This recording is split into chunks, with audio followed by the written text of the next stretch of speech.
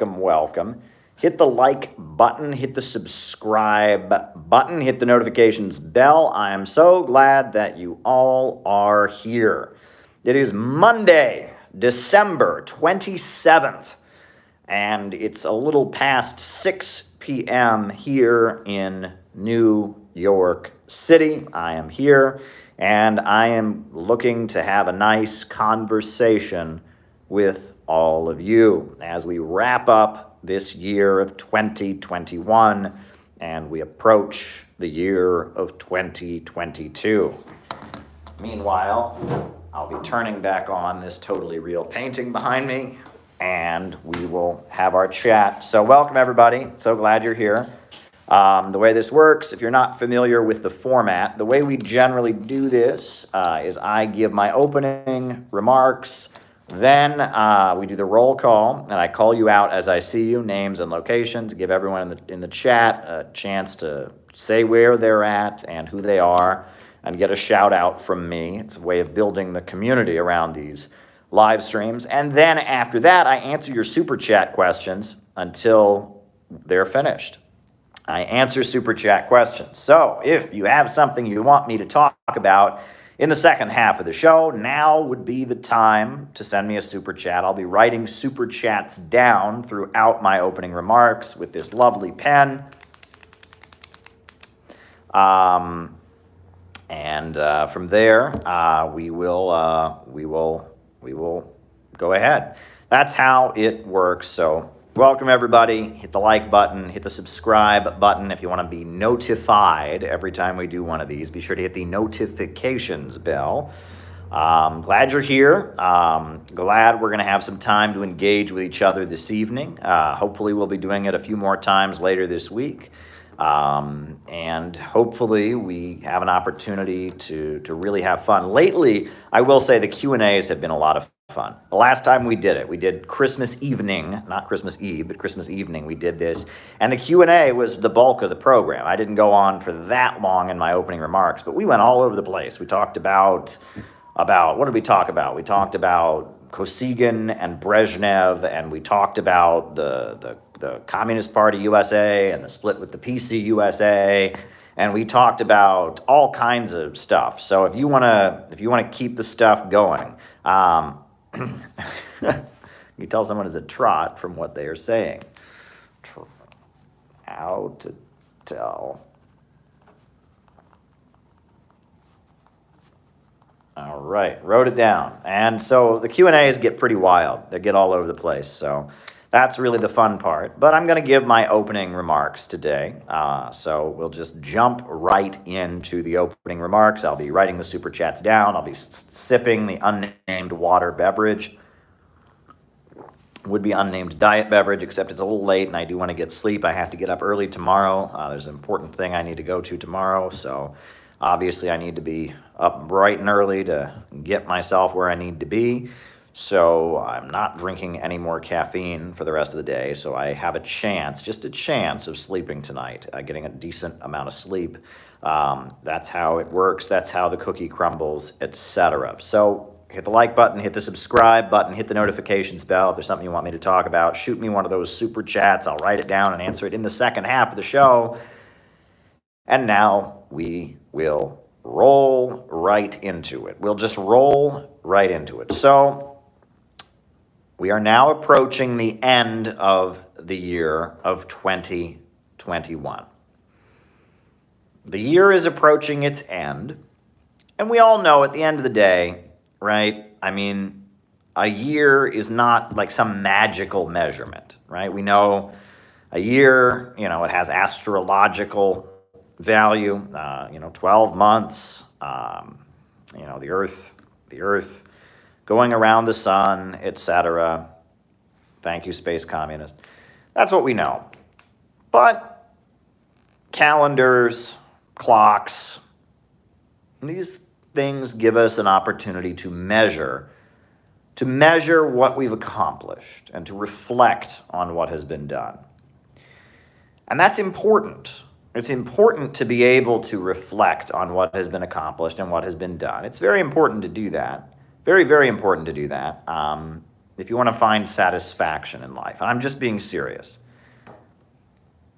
And I was thinking about this today, but there's a very, very, very sad Scottish song that it's called "Ways Me For Prince Charlie." I don't know if you've ever heard this song. It's a song of tragedy and defeat. It's a poignant song. It was written in the aftermath of the defeat of the Jacobite Uprising in Scotland. And one of the verses to the song goes like this: "On hills that are by right his own, he roams a lonely stranger. On every side he's pressed by want. On every side is danger." And it's a really beautiful song. It's a beautifully sad piece of music. It's a beautifully sad song.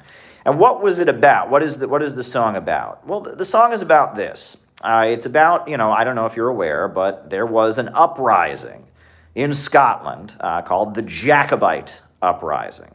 Now, many people, all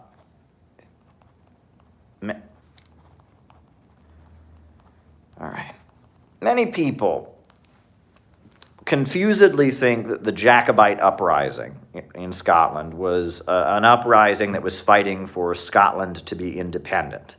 That is not what it was about.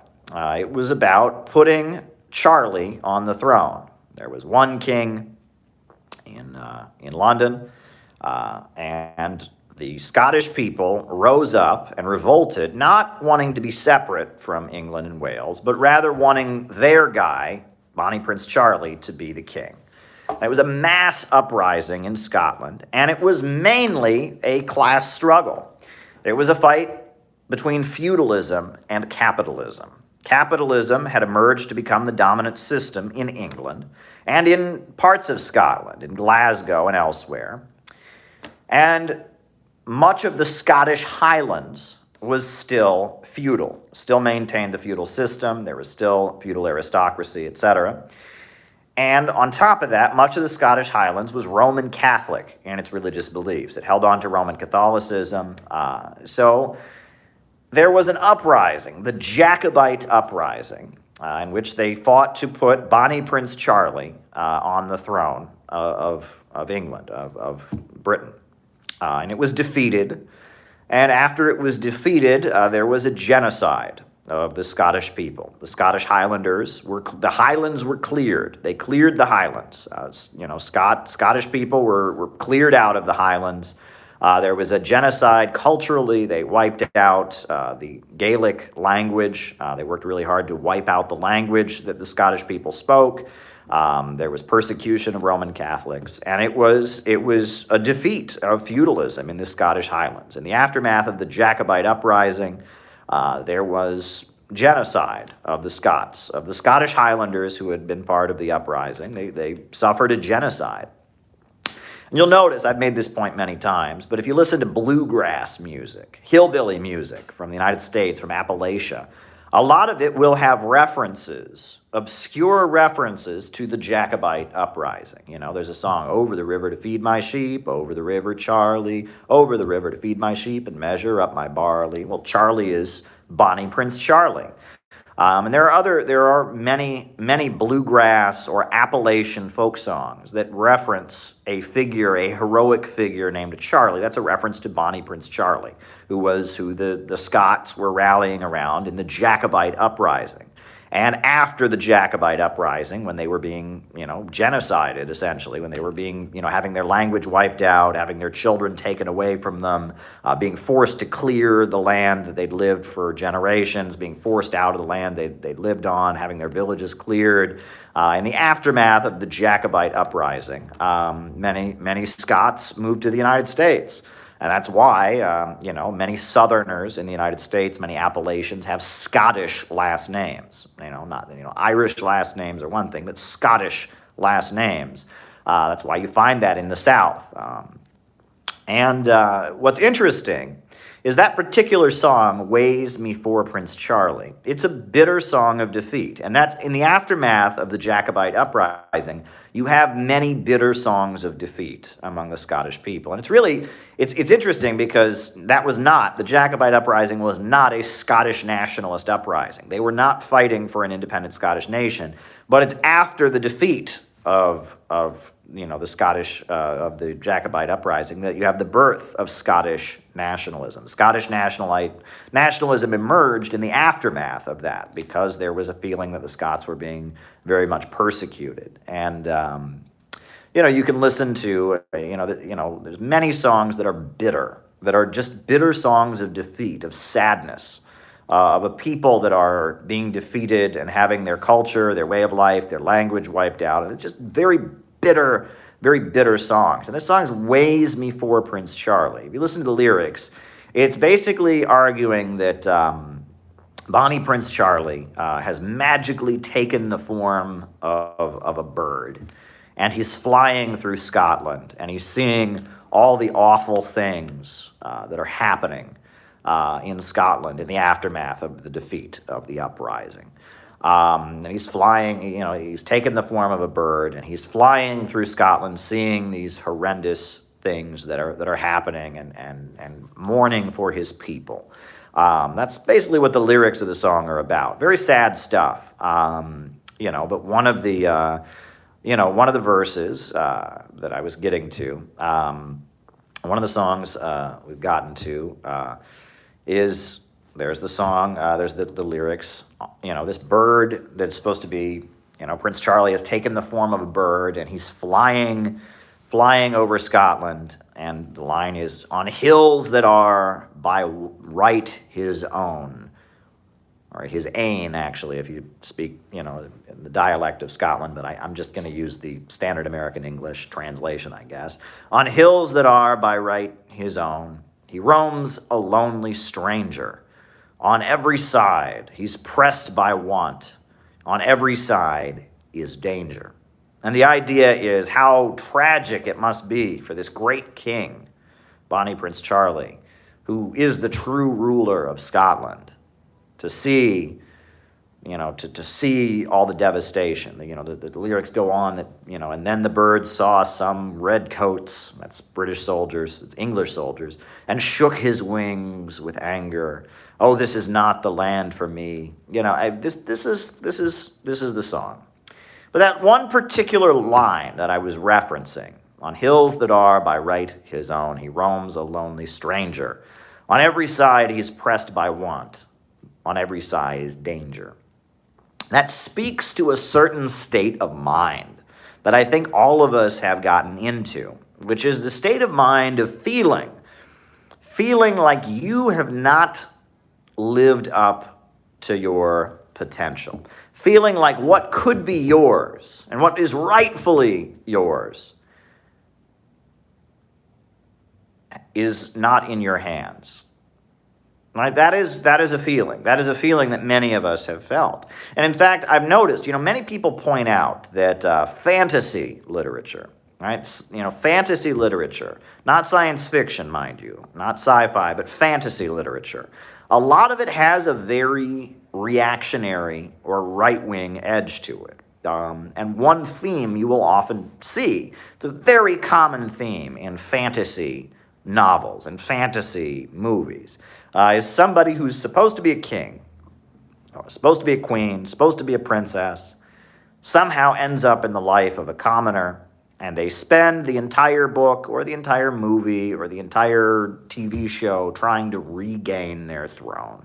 That is a really common theme, and it's reactionary in a way. It's a libertarian theme, right? People compare it to Ayn Rand, right? Ayn Rand talked about how the great men, the motor of the world, are being oppressed by the common people. Atlas Shrugged by Ayn Rand tells the story of the great men of the world, the inventors, going on strike against the ungrateful common people who would force them to pay taxes and obey business regulations. The Fountainhead by Ayn Rand is about a non-conforming architect, an architect who is so bold and non-conforming that he's persecuted by society.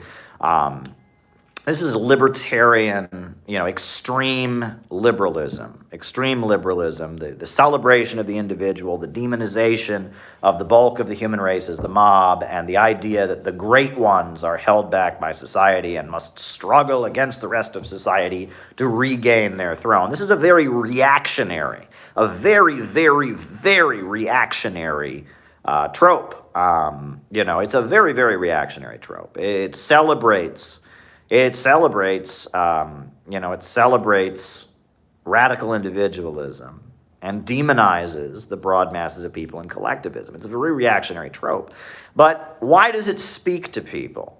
Why does it speak to people? What is it about this trope that speaks to people? Why is it that, we hear so many science fiction or so many fantasy novels about the dethroned king trying to regain his throne? So many references to this. I talked about, on hills that are by right his ain, he roams a lonely stranger. On ilka side, he's pressed by want. On ilka side is danger. What is going on there? Why is that? Because a lot of people feel this way. A lot of people feel this way, and a lot of people get very, very bitter based on these feelings. I'm just being real. I've known a lot of people in my life. I haven't known them all as intimately as I've known others, but some of the most bitter people I've ever met, some of the people that are bitter and much older than me, their bitterness is rooted in a feeling of, I had more to offer. I had more to offer the world. I could have done more. I could have gotten more done, but somebody got in my way. Somebody got in my way. Life circumstances got in my way. Cruel people got in my way. And I could have done more.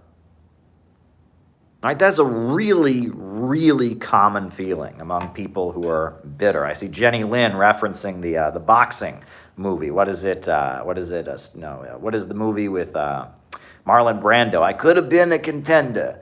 Right? I mean, that there's a reason that spoke to people. I think it's On the Waterfront is the movie where Marlon Brando says, I could have been a contender. Right? There's a reason for that, right? That is the feeling that a lot of people who are bitter in life have. I could be better than this.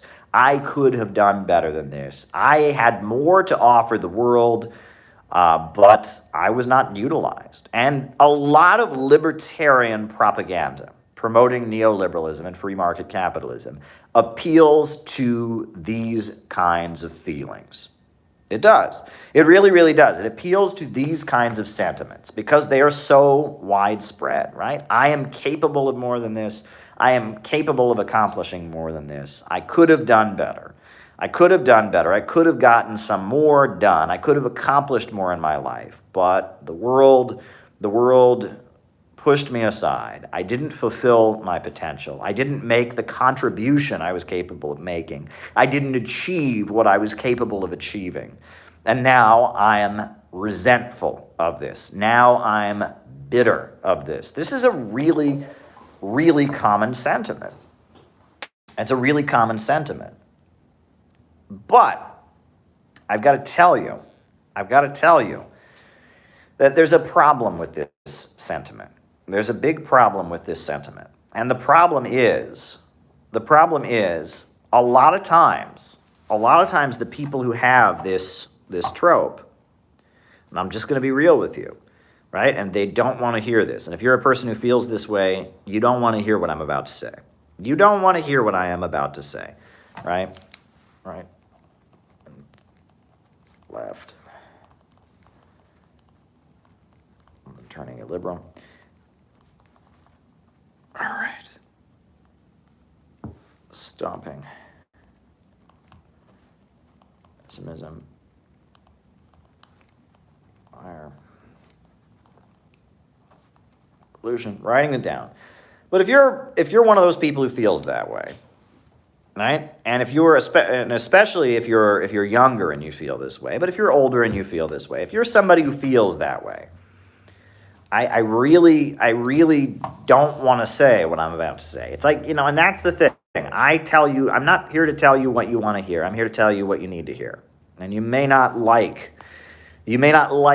what you are about to hear. And I'm okay with you not liking that. I am not here to kiss your ass. I'm not here to turn tricks. I'm not here to tell you what I think you want to hear. I'm here to tell you what you need to hear, which is in a lot of cases, it's not these other people that are getting in your way. It's not life circumstances that are getting in your way. You're getting in your own way. It's your own fears. It's your own insecurities. It's your own bad habits that are getting in your way. And it's easier to just be bitter at people who have probably been wrong to you. That's true. I'm not going to deny there aren't people in your life that have been awful to you. They probably are. And I'm not going to deny that your life circumstances have often been very, very hostile and unfair. However, if you want to feel good at the end of the day, you can only change yourself. You can only change yourself. And that this can be a trap that people fall into. They think, I haven't accomplished what I want to accomplish. I haven't done what I want to get done, and it's because of these other people that just never recognized my potential, just never recognized that I was capable of this, and I'm bitter at them, and I'm angry. But the thing is, in a lot of cases, yes, people are getting in your way. Yes, your life circumstances have been unfair, but you also had fears that were holding you back. You also had anxieties. You also had bad habits. You had aspects of yourself that you weren't willing to wrangle with.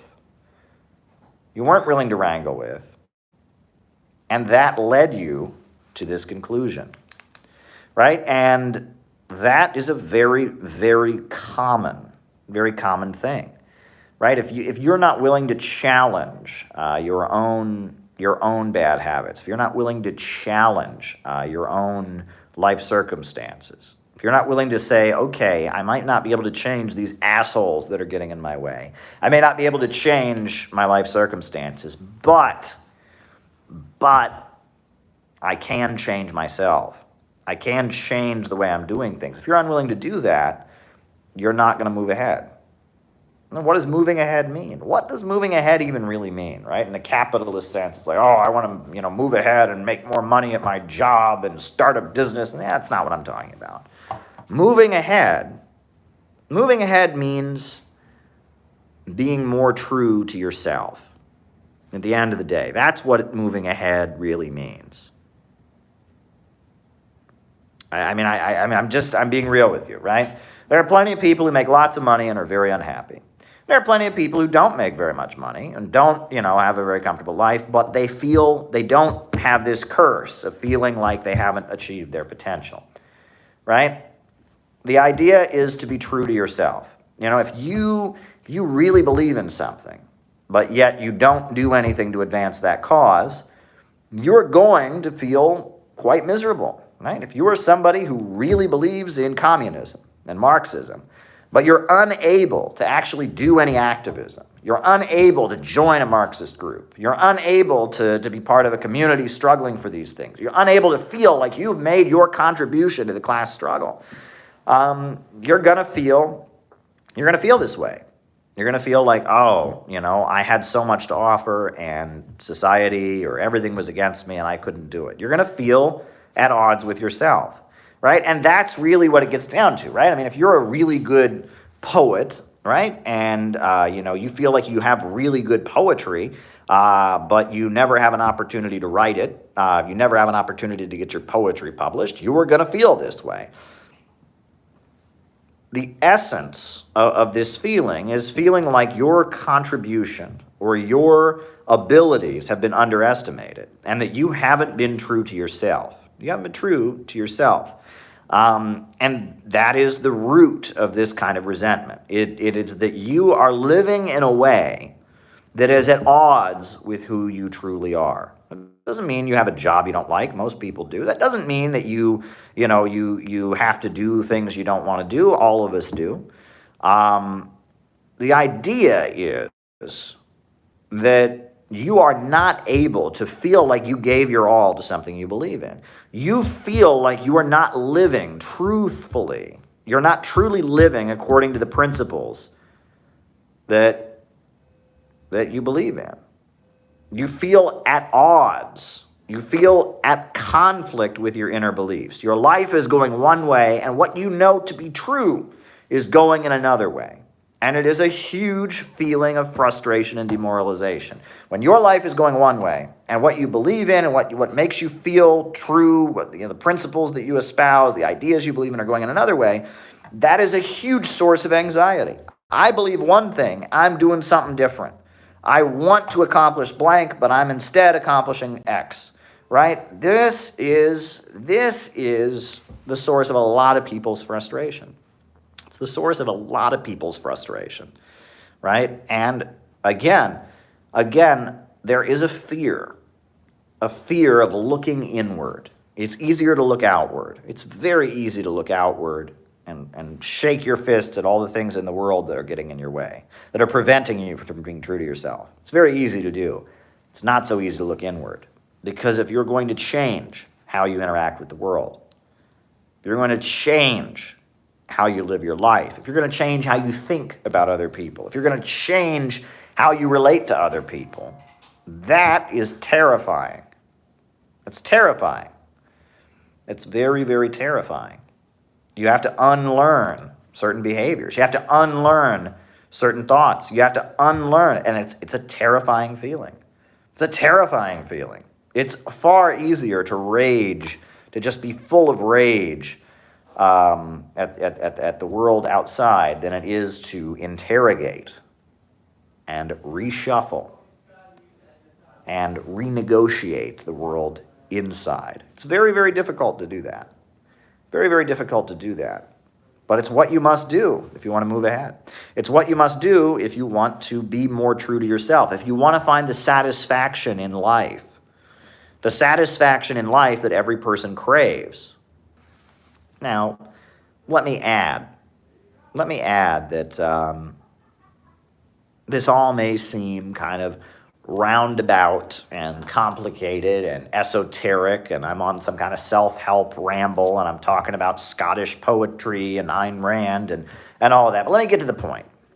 And this is the point I was making. At the beginning, I talked about how we are approaching the beginning of a new year. Now I'm getting to the point. I, Caleb, am now getting to the point. The point is we're about to end the year of 2021. And the year of 2021 sucks. The year of 2021, it was a bad year. Pandemic, economy in the trash, it was not a good year. It was not a good year. But, at the end of the day, if you want to measure how good a year was, if you want an accurate measure of how good the year was, right? If you want to have an accurate measure of how good the year was, there's a simple way to do it. And the way is this. At the beginning of the year, say, I want to accomplish this, and write it down. And at the end of the year, look back at what you set out to accomplish and see if you have achieved it. That is a great way of determining whether or not your year is going well. And if you can develop the ability to say, I am going to do this, and then you go out and do it, that is satisfaction. That is the point in your life where you can say, I am in control. And that is where you will find the satisfaction. If you sit there and you say, this year I am going to do this, and you go out and do it, that is satisfying. That means that you are in charge. You are in charge. And by you, I mean your brain. Not your physical body, not your sexual desires, not your addiction, But you are in charge. If you can say to yourself, I am going to do blank, and then you can do it, you, at that point, are being true to yourself. At that point, you are living in line with your own beliefs. At that point,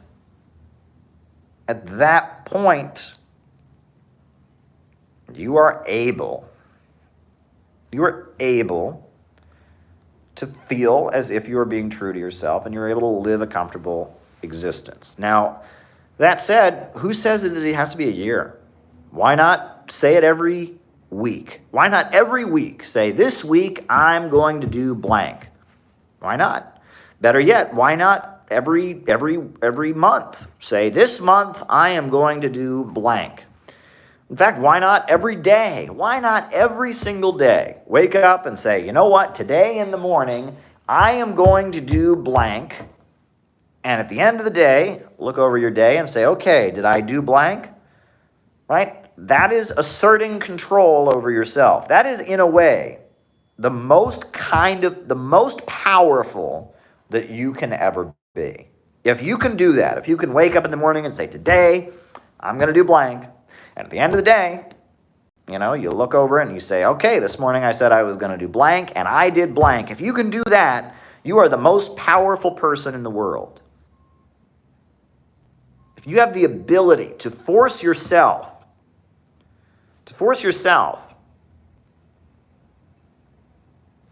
to do what you feel like you are capable of doing, you can do that.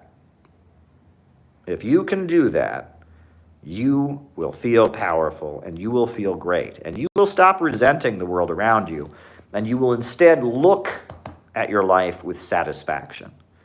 And the reason that all of this relates to, what we talk about on these lives, this might sound like random self-help rambling right now. This might sound like, I don't know what. The reason this relates is everything in the world right now is designed to prevent you from doing this. There is pessimism, hopelessness, and weakness pouring out of your cell phone, pouring out of your computer, pouring out of your television set, pouring out of your radio 24/7. Everything, almost. Not everything. There's me, for example. I'm the exception. I'm not the only exception. But it seems like everything in our world today is trying to get you to not have this ability, trying to get you to not be able to say, I want to do blank, and do it. All right. Writing it down.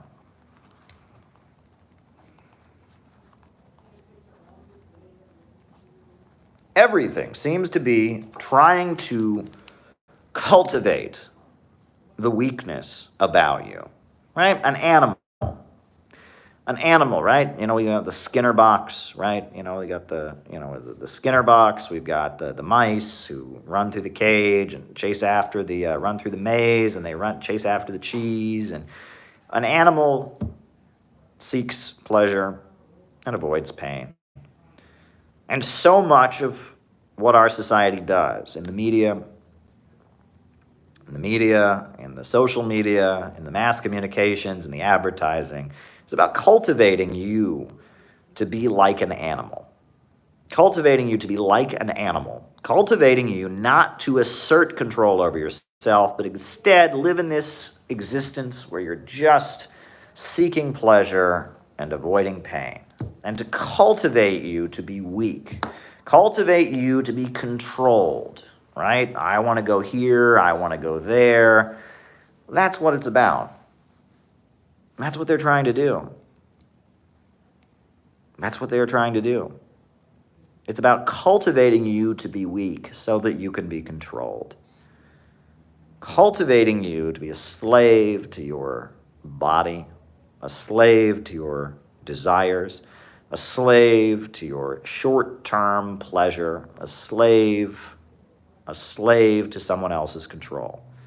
It's about cultivating you to be a weak person who simply goes along, goes through life being engineered and controlled and purchasing what they need you to purchase and buying what they need you to buy and doing the work that they need you to do and thinking what you're told to think. That's a very big part of this. Hating who you're supposed to hate, supporting who you're supposed to support, following the narrative that they would like, going through the world programmed by the advertisers, programmed by social media, programmed by the ruling class. They tell you to hate China, you hate China. They tell you to hate Russia, you hate Russia. They tell you that you need to buy this fancy new product, you buy it. They tell you that you need to wear a yellow shirt, you wear a yellow shirt. They tell you to wear a blue shirt, you wear a blue shirt. You are not in control. Other forces are in control, and you go along with those forces. That is very, very much the kind of person they want you to be. And the best way to make sure that you are like that is to isolate you. To isolate you. If you are all on your own, if it's just you and your cell phone, it is very easy to manipulate your behavior. It is very easy to control you with the flickering lights of the LED screen. If it's just you and your cell phone, they got you. They got you. But if you're part of a group, if you got a couple friends, suddenly you're a little more powerful. You're just one individual worker on the job with one relationship with the boss. You and the boss. The boss pays you what he feels like paying with you. You're quite easy to rip off, quite easy to drive harder. But if you're in a union, and it's you and your fellow employees against the boss, demanding a better contract, a better wage, you can be powerful. And if it's just you on your own, looking at your phone, trying to figure it out, it's very easy for you to succumb to the establishment narrative. But if you're part of a group, a socialist organization, an anti-imperialist organization where you're constantly feeding each other information and showing other people the truth, then you can be powerful. They want us. The ruling class of this world has decided that the way they can maintain their power is by reducing us all to weak, atomized individuals. That's what they're trying to do. They want you to be all alone on your own. That's what they want. They want you to be all alone on your own. It's just you and your cell phone against the world. They want you to see the world outside as your enemy, as this scary group of others. And it's just you on your own, being a celebrated individual, thinking for yourself, looking into your cell phone. That's what they want. And of course, it's your cell phone, and you think on your own, so you must be a free thinker, right? Wrong. Have you ever noticed that all the people who go talk about thinking for themselves think the exact same thing? It's one thing that's always annoyed me for years in the United States. I would try to hand somebody a communist leaflet. I can't look at this. I think for myself. Well, that's funny because you seem to think the same thing NBC and Fox News and CNN thinks. But you think for yourself, right? No, I can't listen to Marxist ideas because I think for myself, right? I've heard this my whole life. I can't explore the alternative idea. I can't explore alternative ideas. I can't question the status quo. I've got to go along with what the society around me is doing. If they tell me to hate Russia, I hate Russia. If they tell me to hate China, I hate China. If they tell me that that people who are demanding force the vote are all neo-Nazis, I believe it, right? Because I think for myself. It is the biggest contradiction I have ever seen. It is the biggest contradiction I've ever seen. In America, there's a mass of people who walk around thinking exactly what the government tells them to think, thinking exactly what the rich corporations tell them to think, thinking exactly what the military-industrial complex tells them to think, thinking exactly what Big Pharma wants them to think. But they all walk around going, I think for myself, I think for myself. And, this is my favorite, What do we say about all the people that get up and say, actually, Russia's not our enemy. Actually, China's not our enemy. Actually, we could have healthcare. It could be a right. What do they say about all those people, right? What do they say about all the people that are saying things like, maybe we shouldn't trust big pharma? What do they say of all of us? All the people who get up and go against the prevailing narrative. All the people who have the courage to say that what's coming out of my cell phone, and what's coming out of my laptop, and what's coming out of my TV screen is wrong. All the people that have the courage to say, I am going to push back against this. I am going to question the status quo. What do they say about all those people? They're brainwashed. They're brainwashed. Did you know that? They're brainwashed. They're brainwashed. And then what do they say if those people ever get into a group, right? Imagine if a group of people get together and start saying, we're going to challenge the power of the military-industrial complex. We're going to challenge the power of the war lobby and the corporations. We are going to fight for health care and demand health care as a right. Oh, we are going to question big pharma. What do they say about it? If they do it individually, they're brainwashed. And if they get together in a group, they're in a cult. It's a cult. It's clearly a cult, right? You're in a cult when you stop being in the big cult. That's basically how it works, right? If you're not being brainwashed by society, you must be brainwashed. And if you're in a group, if you're not part of the big group, you must be in a cult. If you're not part of the big cult, you must be in a cult. If you're not being brainwashed by society, you must be brainwashed. It is the most insane stuff. And this might sound like a weird esoteric ramble, but I'm getting to a point here, which is that if you want to really be free, and if you want freedom, the biggest form of freedom, the biggest part of freedom you can ever have is to take control of yourself. If you can take control of yourself, you can be free.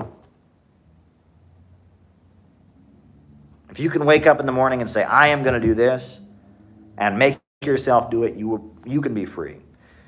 If you can get up and say, I am in control of my own life, I am living according to my own principles, I believe in X, and I am going to live my life contributing to X, you can be free. That is the height of freedom. And you can't be free on your own. You can try. You can try to be free on your own. But you're not supposed to be able to be free on your own. There's a whole reason that human beings are collective creatures. The way we human beings take control and assert our freedom is by forming groups of people. It is in a group of other people that you can be true to yourself. It is with collectivism and group effort and group identity that you can be true to yourself. If you are in a group with other people, if you are in an organization striving for a goal, if you are living according to a higher purpose, then you're free. And this is the dirty secret that the imperialists don't want you to know. Those kids in China, those kids in Vietnam, those kids in Venezuela that are part of the young pioneers, have the red scarves around their neck, that are saluting like this, that are pledging in Cuba every day to live like Che Guevara, that are saluting with their fists, that are wearing the red scarves, that is their piece of the flag, the Chinese flag that represents the blood of all the people that have fought to build a new China. All those young people around the world who can wake up every day and say, I'm a Marxist, I'm a communist, I'm a socialist, I'm fighting to build a new Vietnam, I'm fighting to build a new Cuba, I'm fighting to build a new Venezuela, I'm fighting to build a new China, and I'm with a group of people, and together we are striving for that. They can all find their country on a map.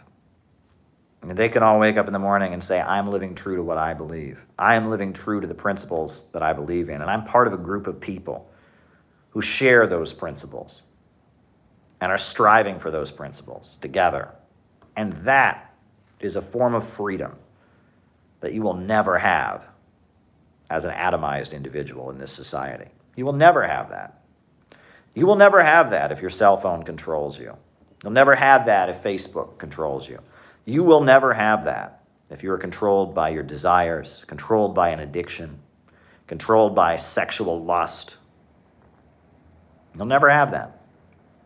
If you want to have control, if you want to have true freedom, you need to be part of a group of people. You need to find a group of beliefs that you hold true to and you believe in. You need to be able to wake up in the morning and say, I'm going to do blank today, and do it. That's how it works, folks. That's how it works. You can't be free as an atomized individual on your own. The road to freedom is being in a group of other people. The road to freedom is fighting for a cause. And the road to freedom is conquering yourself. That's the road to freedom. That's the road to freedom. You can either take it or leave it. Now, one challenge that I have. I just want to wrap up this way. Center for Political Innovation. America at risk of fracture. Writing it down. The Center for Political Innovation, we started out last year with some goals. Now, I didn't write those goals down. I should have. That would make this a bit easier. But we started out the year with some goals. What have we accomplished this year? First things first, we had 2 national gatherings. Well, we had 2 gatherings. One was an East Coast gathering, one was a West Coast gathering. Both of those gatherings were successful. People from across the country came to those gatherings, 40 people at each of them. And we had one was 2 days, one was 3 days. But we had a 3-day gathering in Pennsylvania in June, and in August we had a 2-day gathering in California. And those were the first, national conferences the Center for Political Innovation has ever had. What else did we accomplish this year? Well, this year we published a book about BreadTube. And we fought against BreadTube. We fought against BreadTube. We fought against Jabba the Vosh. I'm a Marxist, even though I support imperialism. We fought against Jabba the Vosh. We fought against Skippy the Bear. We fought against all of them. And they came at us, and we fought hard. And our book, the book that I wrote, but this community fought for, BreadTube Serves Imperialism, has now been vindicated. Max Blumenthal has the smoking gun, the documents. He's talking to Jimmy Dore about it right now. We have proof that BreadTube not only serves imperialism, but is compensated for doing so. Abigail Thorne is a British agent. The British royal family is paying her to engage in, what did I say? Deprogramming. Exactly what I said. Exactly what I said. I called it. When I found out Steve Hassan, the original deprogrammer, the original anti-cult activist, was advising BreadTube, when I saw Steve Hassan on CNN calling for mass deprogramming of Americans, I called it. And we were right. Once again, we were right. What else happened this year? This year, we published a book called Jesus is a Socialist. Keaton Mansfield and myself were the editors of it. That book has been distributed across the country. Many people are coming to see that this idea that one can believe in the teachings of Jesus Christ and support a system where profits come before people is malarkey. What else happened this year? This year, we formed a full-time outreach team, the John Brown Volunteers. This year, we formed local organizing committees for the Center for Political Innovation, not just here in New York, but also in Chicago, also in California, also in Texas, also in the DC area. We have a full-time outreach team now. We have a number of books published. We've been vindicated in our analysis of BreadTube. We have locals that have formed all across the country. We are marching ahead, folks. We're marching ahead so much that the Platypus Review the Platypus-affiliated society decided to feature an essay by me explaining who we are. That's pretty big. We're marching ahead so much that the official bona fide Communist Party of the United States has gone into a panic about us and published over-the-top insane smears trying to say that all of us are Nazis. Folks, we are marching ahead. If they didn't think we were, significant, they wouldn't do that. We are marching ahead. We are marching ahead. This year, a religious organization aligned with the Center for Political Innovation called Project 432 has been established. This year, Students and Youth for a New America has expanded its operations in Texas and in Minnesota and around the country, in the DC area. We are marching ahead. We are cultivating our ability to wake up in the morning and say, this is what we're going to do today, and go to bed at night saying, we did it. We are cultivating our own power. That is what we are doing. We are cultivating our own power. That's pretty important. So my challenge to you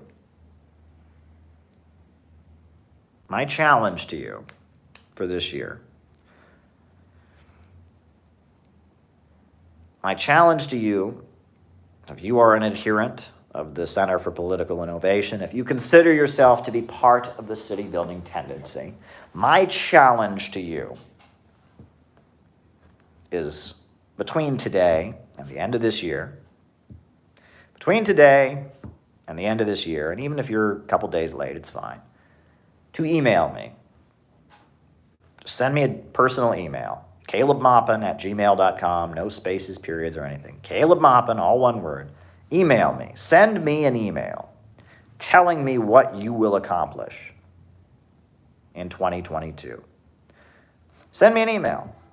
I will love to read it. I will do my best to reply to you. It may be hard. I may get a lot of emails, right? There's well over 100 people watching this right now, and thousands of people watch these lives afterwards. Send me an email, calebmaupin@gmail, telling me what you will accomplish in 2022. Send me an email. That way it's in writing. What you are going to accomplish. What you are going to accomplish for this movement, for socialism, for the city-building tendency, for anti-imperialism. Send me an email telling me what you will accomplish. Just send it to me. I might read some of them. I'll anonymize them if I don't want to violate anyone's privacy. But I might even read some of them on here on the program. But send me an email, calebmaupin@gmail.com. Send me an email telling me what you will accomplish in the year of 2022. Send it to me. I can't wait to read it. But at the end of the day, you're sending me the email. And the reason you're sending it to me is because you're part of a group. But at the end of the day, that email is more to yourself. I mean, I'm going to read it. I probably will read some of them on here. I'll obviously blot out the names and not embarrass anybody. But at the end of the day, you're sending that email to yourself. You're saying, this is what I am setting out to do in the year of 2022. This is what I want to accomplish. That's what you're doing. You're sending that email to yourself. And as a group, we will strive to achieve our goals.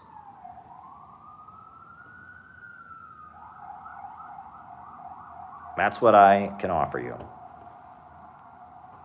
That is my end of the year challenge. Send me an email. About what you plan to accomplish for the city building tendency in 2022. I'll read some of them on the broadcast here. And there we go. That is my end of the year challenge. Caleb Maupin's end of the year challenge. And hopefully we'll start out the year by reading over some pretty good goals that people will develop for themselves. So there you go. Names and locations, folks. Names and locations. I will call you out as I see you. Names and locations. Who's with us tonight? Names and locations. Raphael in Brazil. Elias from Finland. Leipzig, East Germany. Elias from Wisconsin. JT24 in Mississippi, Ash in Chicago, Kurt in Honolulu, Springfield, Missouri, Rasmus in Germany, Enoch in Australia, San Miguel in Mexico, Kieran from San Diego, Ryan in Oakland, Ben Kavanaugh in Scotland, Edinburgh, right? Edinburgh, Scotland. Harold Hedge, Omar, Toronto, Finland, Clydebank, Ben from Denver, Arturo from Alaska, Portugal, Birmingham, UK, Dario from Brooklyn, Pepper in Arizona, Mindanao to Midwest, Charlotte, North Carolina, Bonnybridge, Scotland, Vinicius from Brazil, Helen in Riverview, Canada, Radu, Romania, Canada, San Francisco, Io, Hillary in New York City, Chicago, Jason Hunt, Jenny from Cincinnati, Southern Oregon, Hollis, Dave from Hammer, Ontario, Detroit, Michigan, Anthony, Bingham, New York, Finn in Duluth, Quinn and Meredith in Washington State, Melbourne in Australia, Solidarity from San Angelo, shout out to all of you, Mo in Toronto, Jeffersonville, Indiana, turning back on the real painting, Joey in San Angelo with the JBVs and the SAS, awesome, shout out to you Joey, Yankee Tanky, Bob Troy in NY, Carolyn Conway in Staten Island, Shia from Montreal, Niall Fraser in Hong Kong, Richie in Staten Island, shout out to you, Richie, Tacoma, Richard in Tacoma, Canada, CJ from Chicago, Finland, Jenny Lynn, Finland, Kendall in San Diego, Mohsen from Iran, Eastern Washington, John Whitty in Houston, Balthazar in Oakland, Northern Michigan, Rhode Island, Naples, Florida, Portugal, Dylan in California, shout out to you, Dylan. Big Al in Chesterton, New York, Fingals, Rise Up, very, very good. Very, very, very good. Chester, New York, rather. Who else is with us tonight? Names and locations. Char Char Darling in San Angelo, shout out to you, Char Char. Doing a great job with the audios. Third chapter of the Kamala Harris book. She'll soon be online. Char Char is doing a great job. Nomad, Calumet, Michigan. Fingoals based. Great stream so far, says Harold Sullivan. Helen in Melbourne. Shout out to you, Helen. Welcome, welcome, welcome, Helen. Helen is a great friend of our work. Death to the greed that has plagued our hearts before recorded history. Glasgow, Scotland. Very, very good. Very, very good. Anyone else? Names and locations before we start answering these super chat questions. Catherine Crosby says, woo, Vosh in Langley, Virginia. Ha, ha, ha, ha. Klaus in the Bavarian forest. Dusty from West Virginia. Dusty Scarlet. Very, very good. Very, very good. All righty. Now I'm going to start answering questions. How do you tell if someone is a trot? Are you asking me if someone is trot or not? Right? Trot or not? No, there are many different interpretations of Trotskyism, to be fair, right? I mean, there are, right? And I mean, what does it mean to be a Trotskyist? I mean, that is a question. There are three primary schools of Trotskyism. The first is what you call neo-Trotskyism, and neo-Trotskyism really has very little to do with what Trotsky actually wrote.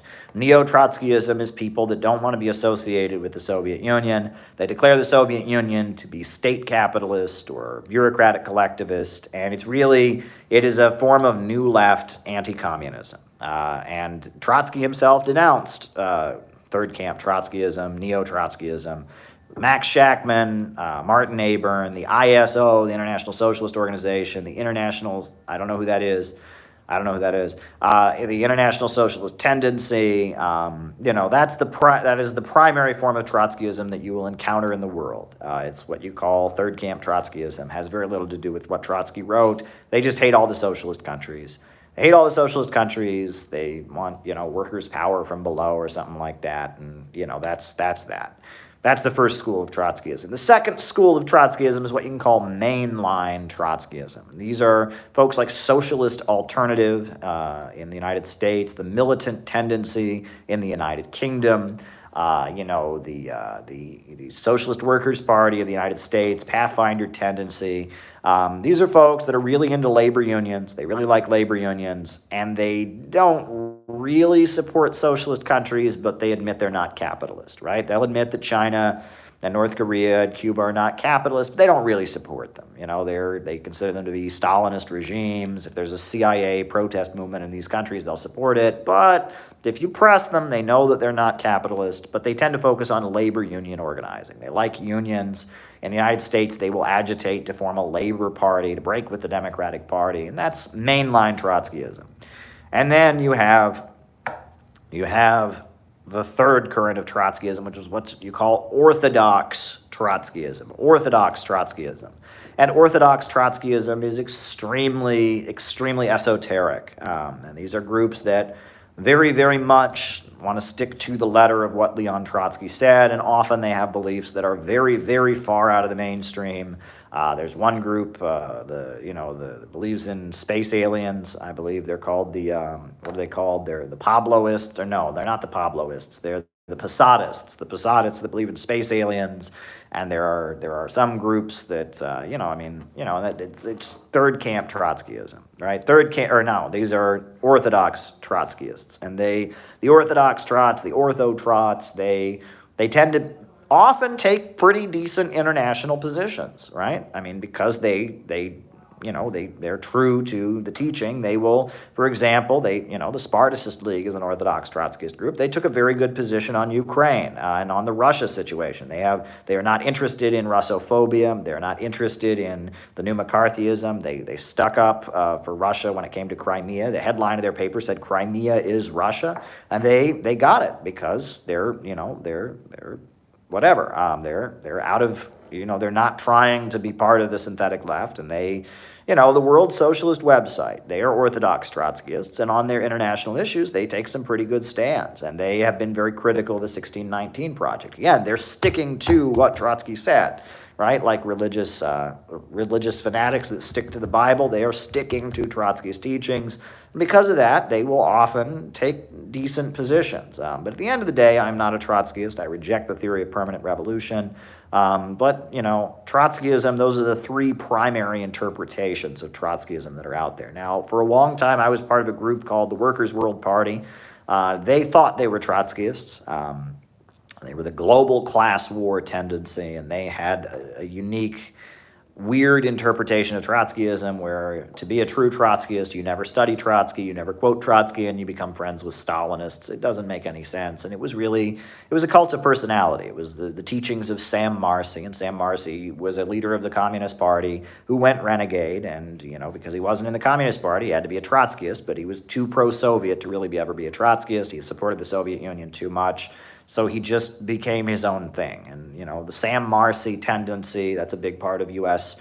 Marxism, right? The Sam Marcy tendency supported the Cultural Revolution in China and Lin Biao, and they supported Che Guevara in Cuba, and they support North Korea. And, the PSL, the Party of Socialism and Liberation, is probably the biggest inheritor of the Marcyite tendency.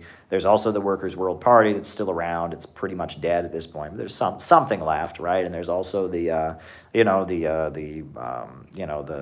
Struggle La Lucha, Struggle for Socialism, Struggle La Lucha, and there's the New Orleans Workers Group of Gabrielle Gemma, and there's the Communist Workers League of Detroit, and there's some, that's Marxism, and Sam Marcy's teachings. It's some kind of weird spin-off of Trotskyism, but I mean, at one point, I think most of the members of the PSL and most of the members of the Workers' World Party that were young didn't even like Trotsky. So that's what that is. There are some other things, right? There's this whole school that they call Marxist humanism. Read Clydesdale in Glasgow. I'm not familiar with that. Neil. I'm not familiar with that. But was that part of the British miners' strike, perhaps? I don't know. That's, the Marcyite tendency. And then there's Marxist humanism, and those folks are straight up anti-communists. They follow, was it Raya, something or other, and they are very, very anti-communist, but, in their mind, it all gets back to Trotsky and CLR James and Grace Lee Boggs, and, I used to joke that when when I was a kid, there was a place near where I grew up that you went hiking, and it was called Johnson's Woods. And I used to joke it's Johnson's Forest because one of the original founding of the Marxist humanist tendency was the Johnson Forest tendency. So I said, oh, I used to go hiking in Johnson Forest. But it was Johnson's Woods, but I used to joke that it was the Johnson Forest because that was the name. The Johnson Forest tendency was the name of the Marxist humanist current of C.L.R. James and Grace Lee Boggs and some of the other folks who went on to form what you can call Marxist humanism, which is another spin-off of Trotskyism. So how do you tell if someone's a trot or not? I don't even know, right? I mean, maybe, if someone goes around espousing the greatness of Leon Trotsky, thinks that Leon Trotsky is an amazing guy and that his teachings are good, that's probably a sign that they're a Trotskyist. Now, what that means to them is up to interpretation, as I just laid out. There are three major schools of Trotskyism, but then there's also two more. There's two more spin-offs. Marxist humanism is technically a Trotskyite spin-off. Marxism, the Sam Marcy tendency, is also a Trotskyite spin-off, not as visibly, but among people walking around promoting Trotsky, you have three primary schools, and I just went over them. All right, next question. History of Marxism in Great Britain. Well, geez, that's not a short question. I mean, you could do hours and hours on that, right? I mean, where do you begin? I mean, the first working class movement in the world was the Chartist movement that was in Britain, right? It was the Chartists. It was a group of workers who were, organizing for their rights. They were the Chartists. But Marx and Engels lived in Britain for a long time, right? In exile. It was in London that Karl Marx wrote Capital, and it was at the British Museum. He would sit in the waiting room of the British Museum, waiting for them to bring him statistics. He couldn't Google it. There was no Google back in the 1800s. So Karl Marx spent much of his life sitting in the waiting room at the British Museum, waiting for them to bring him data, economic data from which he could write Capital.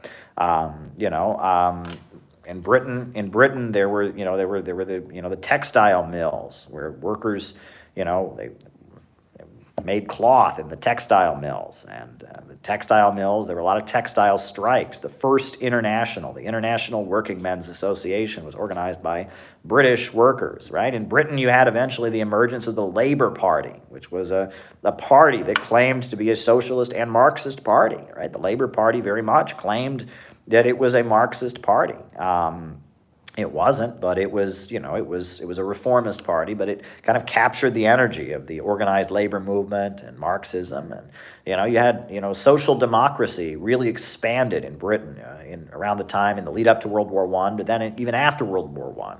You had a social democratic leader named Ramsay MacDonald, who was elected prime minister in Britain, who claimed he was a Marxist. He wasn't a Marxist. He was a reformist social democrat and a supporter of British imperialism. But Ramsay MacDonald and the Labour Party, they claimed to be inheriting the mantle of Marxism in a lot of ways. You had the formation of the British Communist Party. You had, Sylvia Pankhurst. Sylvia Pankhurst was a very prominent Marxist agitator in Britain who eventually became an anarchist. Lenin wrote criticism of her in his book, Left-Wing Communism and Infantile Disorder. I mean, you had the unemployed struggles. Great book by a great British Marxist that I read, Wall Hallington. He wrote a book called Unemployed Struggles, about the struggles of the miners in Britain and the unemployed during the Great Depression and how they fought for their rights. The unemployed marches all the way down from Scotland. From Scotland, there were marches that went all the way down to London of unemployed miners demanding economic relief. During the Depression, there was a huge amount of support for the British Communist Party, and they were considered a very serious force of anti-fascism. There's the very famous Battle of Cable Street, 1936, a great moment in British history where Oswald Mosley, the British fascist, the head of the British Union of Fascists, was going to march through a Jewish neighborhood. And so a group of British communists of many different races and nationalities assembled to fight Oswald Mosley. The Battle of Cable Street, very famous incident where the British communists led the working class to beat back Oswald Mosley and prevent a Nazi rally from happening in a Jewish neighborhood. Very famous, 1936. Oswald Mosley was largely defeated. The British royal family looked like they wanted to go with Oswald Mosley, but the British Communist Party and the labor unions entered a popular front, an alliance with figures in the British capitalist class who were anti-fascist. And together they defeated Oswald Mosley, and the hopes of installing a pro-fascist regime in London that King Edward and others had wanted were not successful, and the British working class and the British communists, in alliance with the British anti-fascist capitalists and the Popular Front, they largely defeated British fascism and the royal family that wanted fascism. And Oswald Mosley, who was the main voice of British fascism, Oswald Mosley. So fascism was largely defeated by the British communists and the British working class. What else? I mean, you can talk about, in the 1960s and 70s, there was a lot of labor struggles in Britain that were led by communists. And the British working class, I will say, because McCarthyism didn't happen in Britain to the extent it happened in the United States. The United States, at about 1950, the CPUSA is smashed. I mean, they're just smashed by the FBI. That didn't happen in Britain. Now, there was obviously political repression, etc. But because McCarthyism didn't just smash the Communist Party in Britain like it did in the United States, they maintained influence in the labor movement, which they didn't. They don't. In the United States, communist influence in the labor movement was very weak post-1950. Right, 1948, 1950, the communists were driven out of the labor unions largely. I mean, they still did what they could, but in Britain, you still had a lot of communists in the labor movement. The miners' union, for years, was led by Arthur Scargill, and Arthur Scargill was an admirer of Stalin, and he was a communist, and Arthur Scargill was the leader of the miners' union. And there were many, many labor struggles in Britain in the 1960s and the 1970s that were led by communists. And then, probably one of the biggest battles in British working class recent history was in 1984. You had the miners' strike, where the miners, led by Arthur Scargill, who was an admirer of Stalin, was a friend of Gaddafi, Arthur Scargill led the coal miners of Britain to go out on strike, and the Margaret Thatcher regime was determined to break the miners' union. And it was a battle that went on for 2 years, and people died, and it was like a war that happened in the 1980s in Britain, and that was a huge epic moment. It was a great defeat for the working class. The 1984 British miners' strike was a big setback, but it was 2 years of class battle between a communist-led union and the working class against Margaret Thatcher and neoliberalism. That was pretty big, the miners' strike. There's many examples of this. The Labor Party has always been a pro-imperialist party. Lenin may have advocated a temporary strategic alliance with them, in the early 1920s, but they were always a pro-imperialist party trying to turn the workers away from revolution. But there was a strong working class movement in Britain. And the fact that, a lot of British leftists are way better than American leftists. George Galloway, who I greatly admire, is a product of this British working class movement, right? He's an anti-imperialist. He's been a supporter of the Palestinians, an outspoken supporter of the Palestinians, an outspoken supporter of the labor movement, a firm anti-imperialist who defends China, defends the Soviet Union and their role in World War II. And, he's an amazing anti-imperialist figure.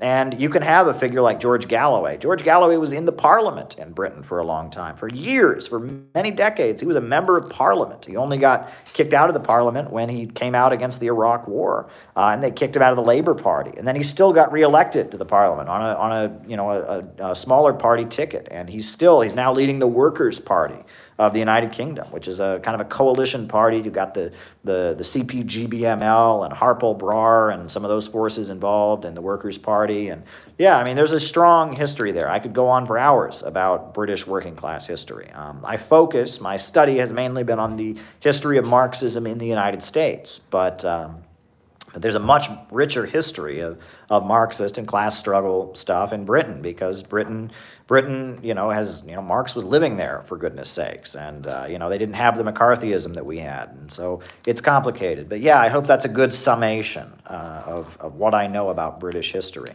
One of the most amazing stories I ever heard from British communist history is this.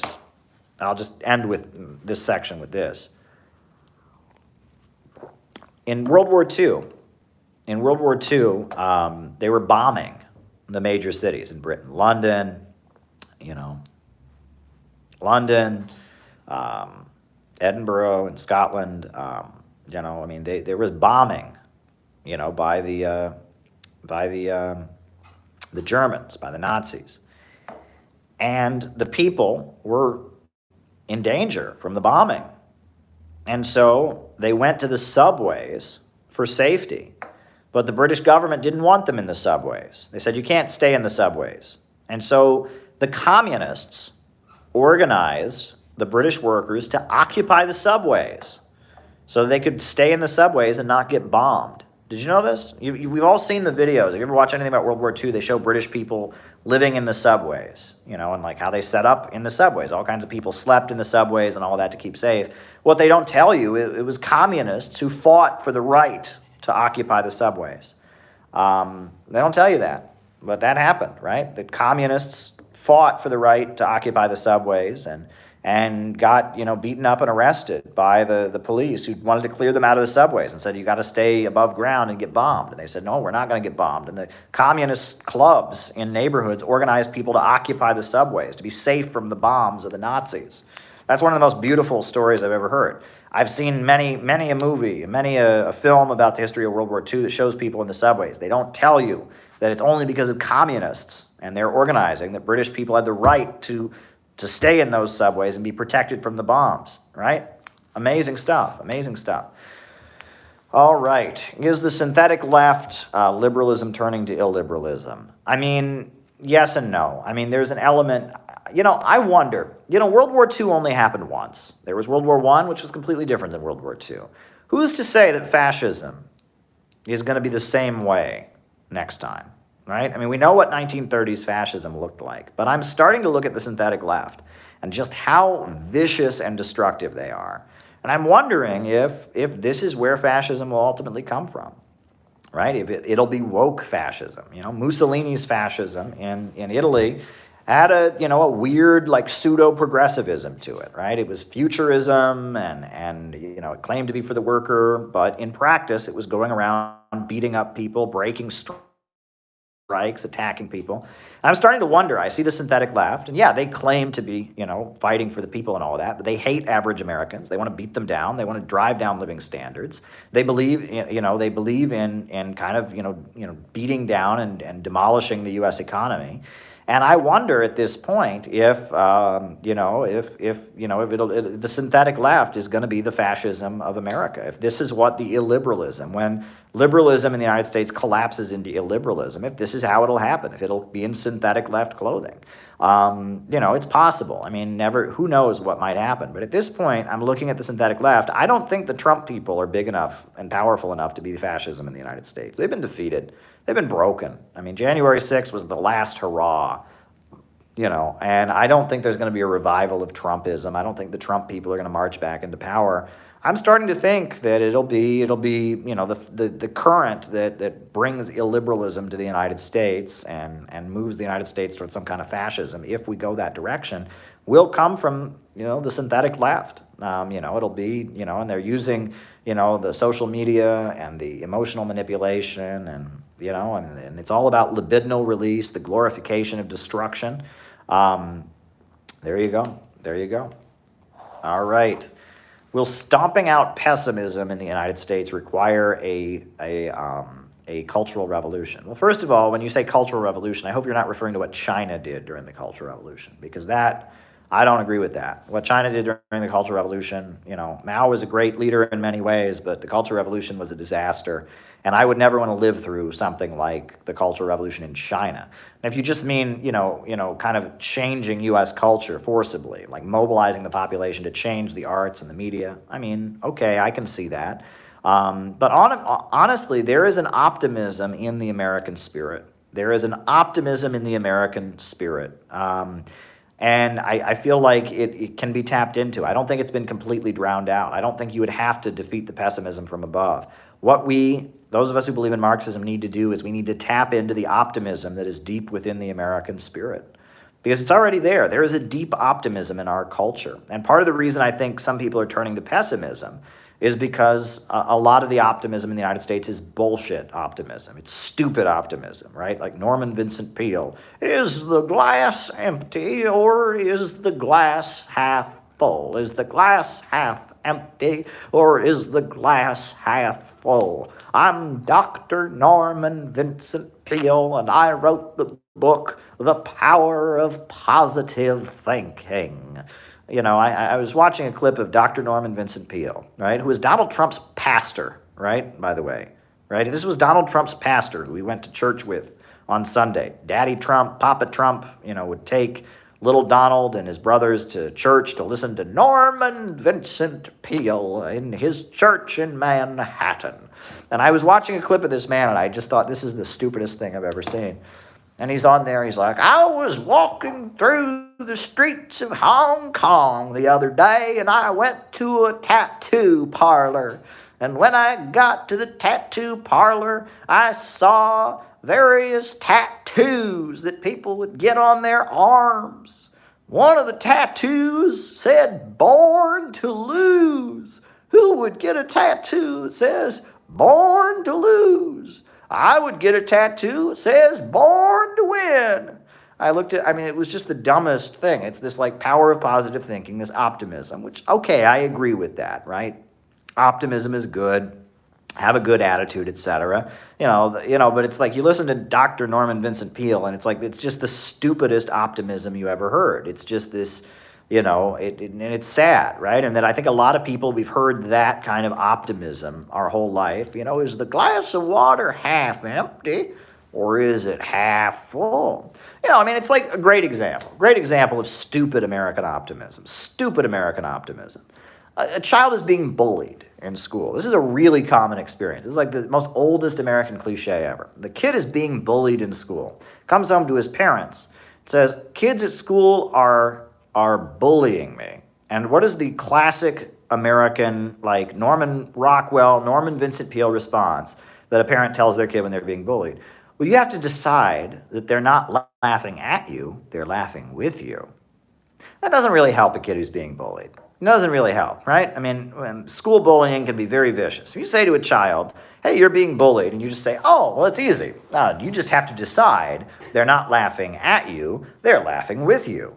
Ha, ha, ha. That doesn't help any kid who's being bullied. If kid's being bullied, seriously being bullied, if you say that stupid American cliche, well, you just have to decide, that they're not laughing at you, they're laughing with you. Gee golly, that's stupid optimism, right? Bullying is a very serious thing. You have to take bullying in school seriously. When children are being bullied, it's not a matter of them just learning to have the power of positive thinking. No, it's a serious matter. School bullying can be vicious, right?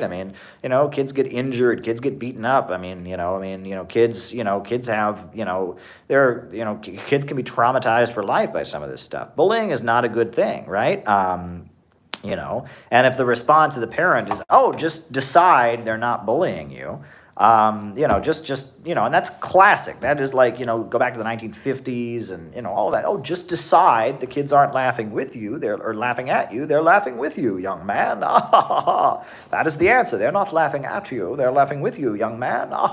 That's like such a stupid American cliche, but at the end of the day, it doesn't help the kid who's being bullied, right? It doesn't help. It doesn't help the kid who's being bullied at the end of the day. And but it's this, it's idealism, right? If you just think it hard enough, it'll change. Well, no. There is, there is a real problem there, and that's part of the stupid optimism of American society. There's a good book that was written by a communist during World War II, and it's a philosophy book, and it's called Man Against Myth. And it's a Communist Party member wrote a philosophy book during World War II. It's called Man Against Myth. And it is an attempt to argue against expressions of bourgeois philosophy in everyday life. Like this belief that thinking makes it so. If you just think hard enough, things will happen. That's a very American belief, and it's not really true, right? And so I'm an optimist, and I believe in optimism because optimism is good for society. But I think part of the reason that we're wallowing in pessimism is that we've been surrounded by so much stupid optimism. That's a lot of the optimism in American society is so idealist and so stupid. It's just stupid optimism that people fall into pessimism. We need to give them an optimism that isn't stupid. We need to give them an optimism that is rational, that is realistic, that is hopeful, and points them towards socialism. So there you go. All right.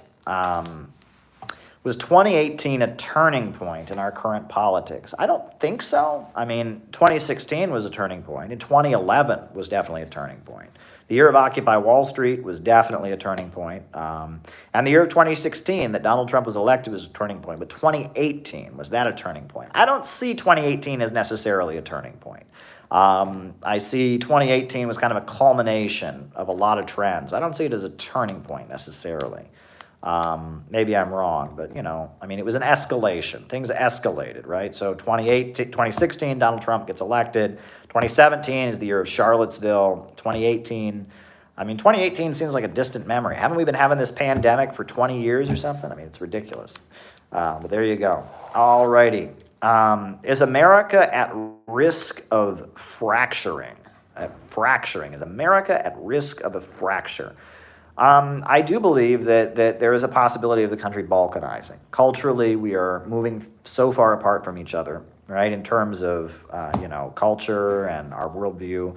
Half this country thinks Donald Trump is amazing. Half this country thinks Donald Trump is Satan incarnate. There is politically, culturally, economically becoming a lot of distance in U.S. society. So such a thing certainly is possible. But I would prefer that. I don't advocate that. I do not advocate the United States breaking apart. I advocate the rebirth of the country on a socialist government of action economic program, right? And it's important we don't advocate that, right? It's one thing to advocate the self-determination of oppressed groups, right? If people of color want to have their own autonomous territory, black people want to have their own territory, that's one thing. Writing it down. And that's one thing. If indigenous people want to have their own territory as a right of their expression of their right to self-determination, that's one thing. Talk about the Chicanos in the Southwest and Aztlan and the Sun Belt, but balkanization in terms of Alabama becomes the independent Republic of Alabama. The idea that that Alabama just becomes the independent Alabama, California separation, not for that, right? And we shouldn't advocate that. If we're going to be taken seriously by our working people, we're going to be taken seriously by our class, right? We need to have them understand that we want to make their lives better. Balkanizing the country, not granting self-determination to oppressed groups, but balkanizing the country, just breaking the United States apart, that doesn't sound like we want to make life better for them. That sounds like we want to tear their country apart. So I'm not for it. So there you go. Not for it. Not for it. Not for it. So on that note, folks, tankies. What can tankies learn from Dugan? We'll just close on that. The main thing that tankies can learn from Dugan is that around the world, there are a lot of people that are anti-imperialist for a lot of different reasons, that oppose the United States and oppose Western Europe and oppose Wall Street and London dominating the world. Many of them are not Marxists, but Dugan, in his book, The Fourth Political Theory, he taps into what people around the world who are anti-imperialist are thinking, what is important to them. And that's why I think he's a very important intellectual, because in the anti-imperialist world, and I'm really glad to hear that. Jimmy Dore is amazing. I'm really glad he played a clip of me. That's tremendous. I think Jimmy Dore is awesome. But in the anti-imperialist world, there are a lot of different feelings. Some of them are conservative, some of them are liberal, and some of them are beyond that. And Dugan gives expression to that. That's all, and I mean, he's not a Marxist, but at the end of the day, Dugan has a perspective that is, kind of gives voice to some of the feelings around the world of people that are anti-imperialist in Iran, in Venezuela, in Cuba, in China. There's a reason he goes on Chinese TV so much. There's a reason he's respected in Russia. There's a reason he's respected affected in Iran and in Venezuela and elsewhere. That's all. That's really all I have to say about that. So on that note, folks, I think we're going to wrap it up here. A new upsurge in the struggle against U.S. imperialism is now emerging throughout the world. Ever since World War II, U.S. imperialism and its followers have been continuously launching wars of aggression. But the people of various countries have been continuously waging revolutionary wars to defeat their aggression. While the danger of a new world war still exists, people of all countries must get prepared. Revolution is the main trend in the world today. While the danger of a new world war still exists and the people of all countries must get prepared, revolution is the main trend in the world today.